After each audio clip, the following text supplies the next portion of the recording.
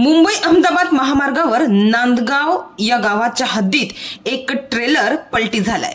हा अपघात कसा झाला याबद्दल स्पष्ट माहिती हाती लागलेली नाहीये। मात्र घटनास्थळावरून असंच दिसून येत आहे की मुंबईच्या दिशेने हा जो कंटेनर घेऊन जाणारा ट्रेलर आहे त्या ट्रेलर चालकाचं नियंत्रण सुटल्याने हा अपघात झाला असेल।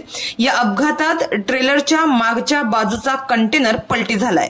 तर या अपघातात जीवितहानी झालेली नसल्याचे देखील समजतंय।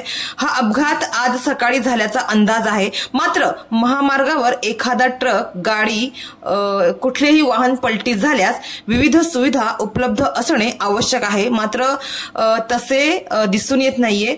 अपघातग्रस्त भागाजवळ रुग्णवाहिका आणि अग्निशमन दलाची उपलब्धता असणे आवश्यक आहे। अपघातग्रस्त ट्रेलर बाजूला करण्यासाठी क्रेन आणि इतर आवश्यक यंत्रसामुग्री याची सुद्धा गरज आहे। अपघातग्रस्त भागाजवळ आवश्यक माहिती देणारी सूचना फलके लावणे सुद्धा गरजेचं आहे। मात्र ते सुद्धा अजूनपर्यंत त्या ठिकाणी दिसून आले नाही। तर या सुविधांच्या मदतीने अपघातग्रस्त भागातील परिस्थिती लवकर नियंत्रणात आणता येते आणि वाहन चालकांची गैरसोय टाळता येते। मात्र अशा सुविधा NHAIच्या महामार्गावर तर नाहीच आहे। त्यामुळे बहुतेक वेळा बंद नादुरुस्त अपघातग्रस्त वाहने महामार्गावरून बाजूला करण्यासाठी अर्धा दिवस तर निघून जातो। नियंत्रण सुटून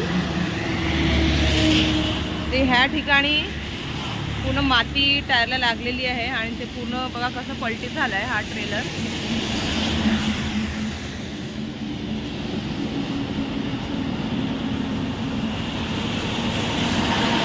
नांदगावच्या हद्दीमध्ये आहे मी। हा मुंबई अहमदाबाद महामार्ग आणि ही मुंबई वाहिनीवर हा ट्रेलर इथे पलटी झालाय।